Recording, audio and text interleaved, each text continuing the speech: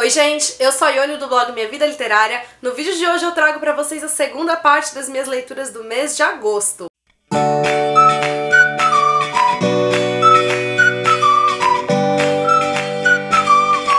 A primeira parte desse vídeo foi ao ar na semana passada, deixo o link pra vocês aqui nos cards pra vocês conferirem as primeiras 7 leituras que eu realizei em agosto. No vídeo de hoje eu mostro então as outras 7 leituras que eu li ao longo do mês. O primeiro livro que eu vou mostrar é o Meus Dias com Você, da Claire Sweatman. Aqui a gente vai ter a história da Zoe, que já tá casada ali há mais de 10 anos, tá vivendo por um período um tanto quanto conturbado no casamento dela, e num dia, após mais uma discussão com o marido, ele acaba falecendo. Acontece que ela acaba um dia acordando na manhã do dia em que ela o conheceu, e conforme ela começa a cada dia acordar, aparentemente num momento importante, né, da história ali dos dois, ela começa a se perguntar se ela tem a oportunidade de fazer com que as coisas sejam diferentes entre eles.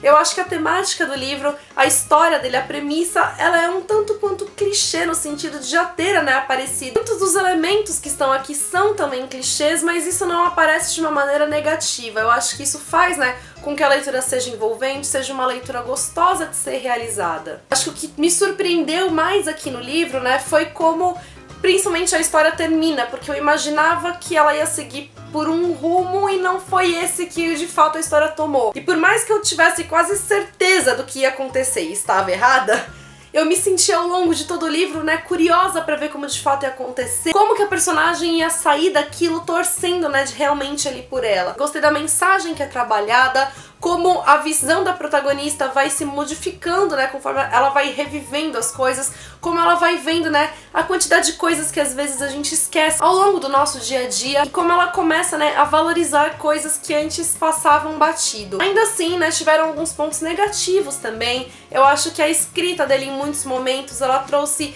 repetições, trouxe algumas coisas que não eram muito coerentes, como a personagem é trabalhada. Então, por exemplo, a gente tá falando de uma personagem que já viveu mais de 10 anos casada, e quando ela começa a reviver alguns dias, às vezes é como se ela agisse como ela fosse a jovem que ela era quando viveu aquilo pela primeira vez. Foi um daqueles livros assim, bem água com açúcar, que valeu pra eu passar o tempo, mas que não me arrebatou, não me emocionou, não me impactou de nenhuma maneira. Foi simplesmente uma leitura gostosa e parou por ali. Um livro que eu amei foi o Polícia, do John Nesbo, que é o 10º livro da série, protagonizada, né, pelo inspetor Harry Hole. No caso, né, do livro anterior, que foi o Fantasma, a história terminou num ponto um tanto quanto delicado, principalmente pro Harry Hole, então não tem como eu explicar muito sem dar spoilers pra vocês, né, de como ele está.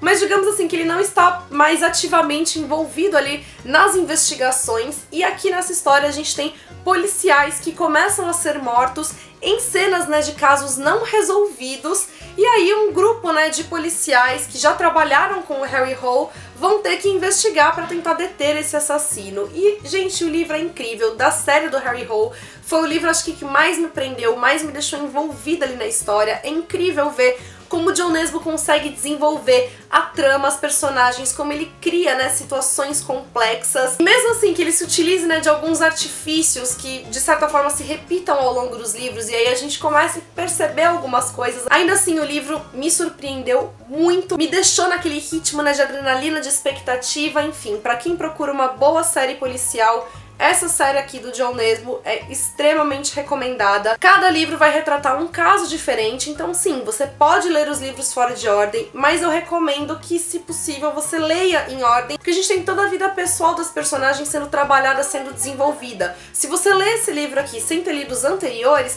você vai perder muito do que aconteceu, muito do que motiva, às vezes, as escolhas dos personagens. Então, se possível, leia em ordem. Outro livro que eu li foi o Todo o Amor, do Vinícius de Moraes. Aqui a gente vai ter, então, uma reunião, uma coletânea de poesias, de letras de música, de alguns contos, crônicas, até mesmo algumas cartas que o Vinícius de Moraes escreveu e recebeu ao longo da vida. Então a gente tem aqui uma compilação da obra dele nessa edição maravilhosa da Companhia das Letras. Ela está extremamente caprichada e eu tô tentando mostrar aqui um pouquinho, então, mais pra vocês terem, né, essa noção.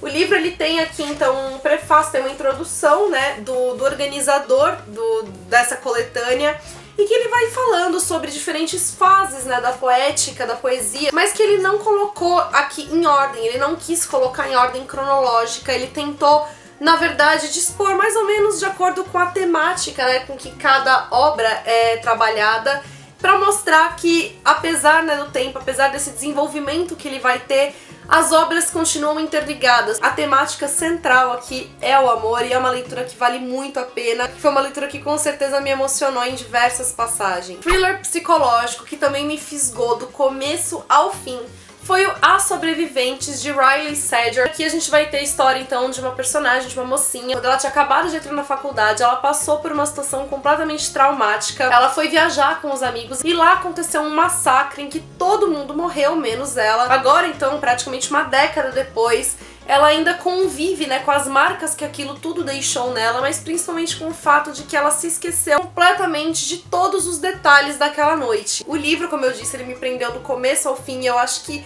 esse daqui é um dos principais elementos dele. Além disso, eu fiquei muito admirada, né, em ver como a gente tem cenas horrendas, né, sendo trabalhadas aqui. Então o livro ele traz muito bem todo esse ar, né, do massacre que aconteceu, deixando essa atmosfera muito carregada no livro. E isso acaba atiçando na gente uma curiosidade sádica, porque aquilo é horrível e ainda assim a gente quer ler. Suspense é o principal elemento, que é o que faz a gente continuar lendo e seguindo página após página pra descobrir o que realmente aconteceu. Nossa curiosidade é atiçada do começo ao fim. E eu acho que o final, ele só assim não me surpreendeu mais, porque em determinado momento da leitura eu já tinha meio que pensado na possibilidade de algo semelhante ao que é. Então quando acontece, por mais que eu tenha ficado surpresa, porque eu não tava esperando aquilo, não foi uma surpresa total, eu só fiz um ah, tá, e assim, não foi algo que não tinha passado pela minha cabeça, já tinha passado, então isso minimizou um pouquinho, né, aquela coisa de a gente fazer assim que termina de ler. Ainda assim, a autora me enganou, ela conseguiu me ludibriar ali pelos caminhos, então sim, o livro tem esse potencial surpreendente. Um livro que eu li pra faculdade foi o Yaya Garcia, do Machado de Assis,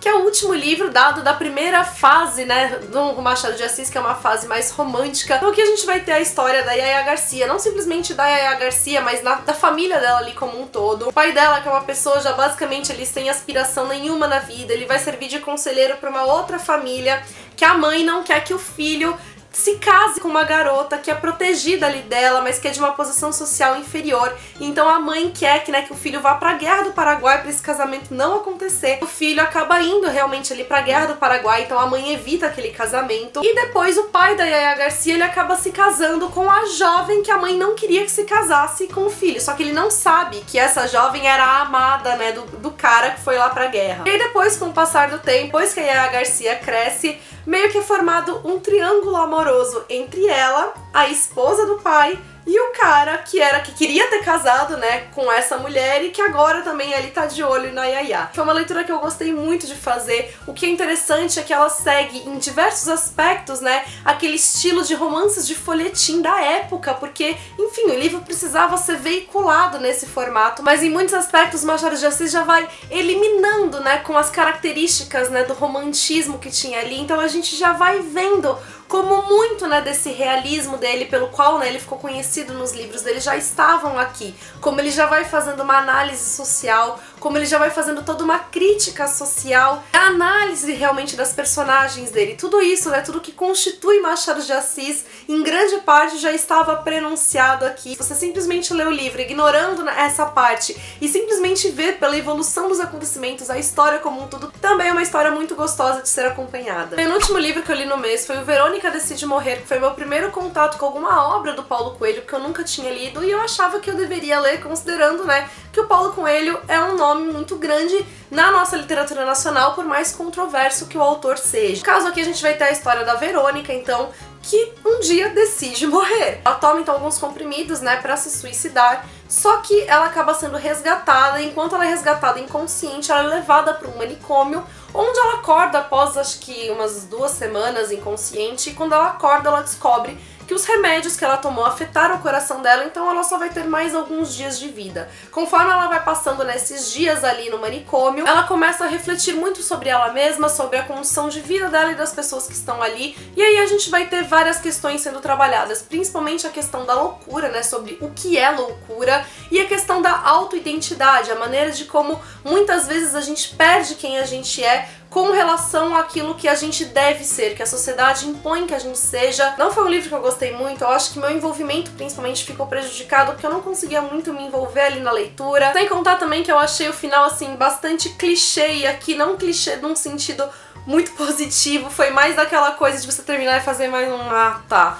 Mas de qualquer maneira, eu acho que o livro traz, né, mensagens que são importantes, que são relevantes. O último livro que eu li no mês, na verdade, ele tá meio roubado aqui, porque eu li metade dele em agosto e metade dele em setembro. Mas eu resolvi botar aqui pra já falar dele, até porque ele acabou de ser lançado, então vamos aproveitar o lançamento já pra falar dele. E é O Beijo Traiçoeiro, da Erin Beatty, que é o primeiro livro da trilogia Traitors. O segundo livro, ele ainda tá sendo escrito, vai ser publicado lá fora, acho que em maio do ano que vem, mas ainda não tem informações de quando o segundo livro vai chegar no Brasil. Aqui no caso, então, a protagonista, ela tem 16 anos e ela foi desqualificada para os casamentos. A sociedade em que ela vive, então, é muito forte nessa questão dos matrimônios, eles devem acontecer, e tem uma casamenteira que promove essas uniões. E após, então, ela ter sido descartada para os casamentos, ela começa a trabalhar como auxiliar dessa casamenteira, porque ela percebe que ela tem uma personalidade muito astuta, muito sagaz, e que vai ser útil, né, pra observar ali as pessoas.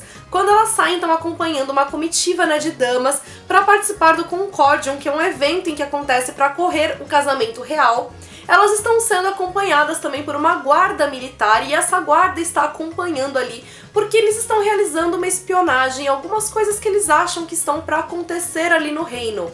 E aí eles vão precisar também de uma pessoa infiltrada ali nas damas para conseguir informações, e quem justamente vai ser essa espiã, é claro que é a mocinha da história. O livro, ele promete, né, então aqui ser uma mistura de Jane Austen com espionagem, mas eu já adianto pra vocês que isso não é lá muito verdade. Esse clima de Jane Austen que a gente tem aqui é porque, como a gente tem a sociedade dividida, por exemplo, entre nobreza e plebe, essa questão dos casamentos arranjados e tal, fica com uma cara de romance de época. Só que a gente não tem a época aqui do romance definida em momento algum. Ao mesmo tempo, a gente não tem também lá muita informação de como é essa sociedade. Então, quando entra nessa parte militar da história, eles começam a falar nomes de reinos, nomes de outras cidades, usam vários nomes desconhecidos e a gente não sabe quem é quem, onde é onde, o que tá acontecendo. Então, assim, o livro logo no começo já me deixou bastante confusa, e aí eu não consegui imergir na leitura. A protagonista também, eu não acho que ela foi desenvolvida de uma maneira muito legal, então assim,